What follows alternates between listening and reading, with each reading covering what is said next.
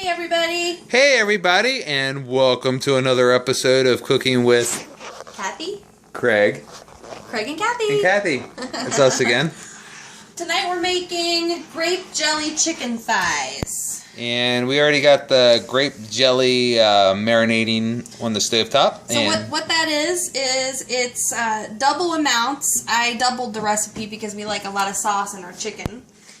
And so right now what we've done is we put, the recipe calls for 2/3 of a cup of grape jelly, and we did double that.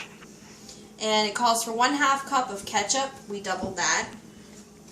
A 1/3 cup of minced onion, so dried minced onion, we doubled that as well. 2 tablespoons of white vinegar, we did 4.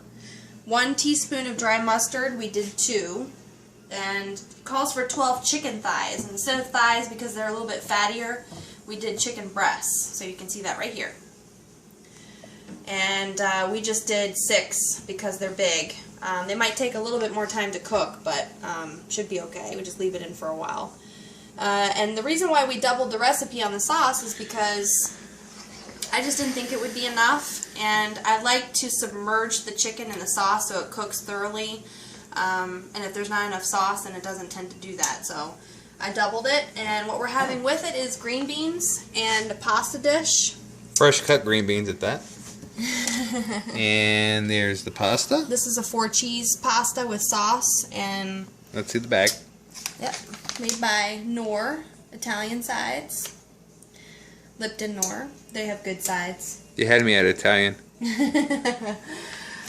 So that's what we're making tonight, folks. This sauce is just warming, and it's going to get very liquidy, and then I'll be able to pour this on top of the chicken.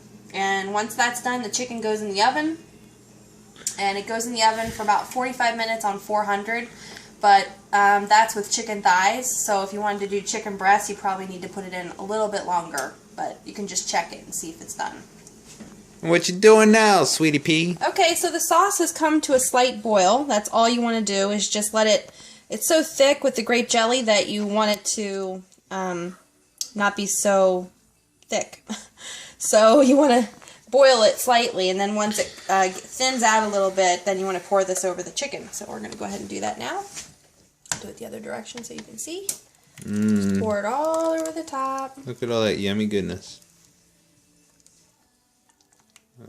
Wow, I can see the steam. And this is why I wanted to double the recipe, because if I had done only half of this, it might not have covered the chicken completely. So that's kind of important for me.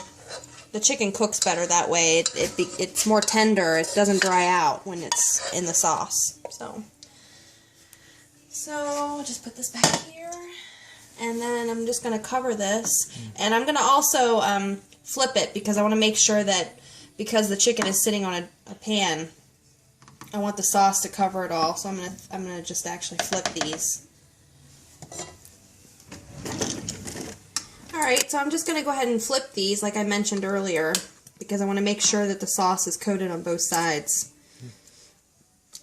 which it seems to be now, sitting on that good. You want to get the sauce under the chicken so it's not sitting on a dry pan. Now, will this kind of caramelize? It should. Yeah, it should thicken as it's in the oven for a while. And we're only 2 people, so this is a lot of chicken breast. This will last us a couple days. Yeah. Whatever we don't eat tonight, we can put back in the oven for tomorrow. I probably can eat about 3 of those suckers. So basically after, yeah, no, you better not. You're going to get too full. Then just cover some of this with the sauce. Make sure it's covered. Only if you could smell a video. This smells so good.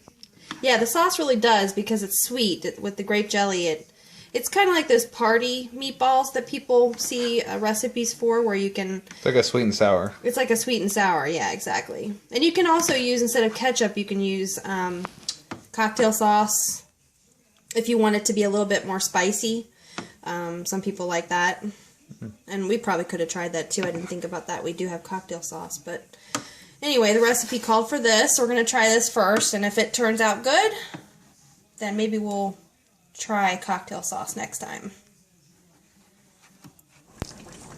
Alright, and here's the finished product. Take a look at all that yummy goodness coming in for a close-up. Yep, they're all cooked, and we're just letting it sit for a few minutes and cool because then the sauce will thicken a little bit. And back here we have the pasta cooking. It's almost done too. And it's cooling also. And then we have the green beans, and what I did with the green beans was once they were fully cooked, I would just put a little bit of olive oil and salt and pepper in here, and then once they were almost completely done, we dry fry them, it's called, which means you're not leaving them raw, and they cook for about 20 minutes on medium heat. And once they soften a little bit and get a little bit wilted, then at the very end I add a little bit of chili sauce, teriyaki sauce, soy sauce, and sherry, cooking sherry. And if you want, you can add like fresh garlic. I do that sometimes, but tonight I didn't. And that's about it. And you stir it all together, and it's really got a good flavor to it. That's the finished product. Thank you for watching another episode of Cooking with Craig and Kathy. Thank you for joining us. Thank you for joining us. Have a good night, everybody. Have a good night, and hope you try this dish, and I'm certain it's going to be really, really good. It is. Bye. Ciao.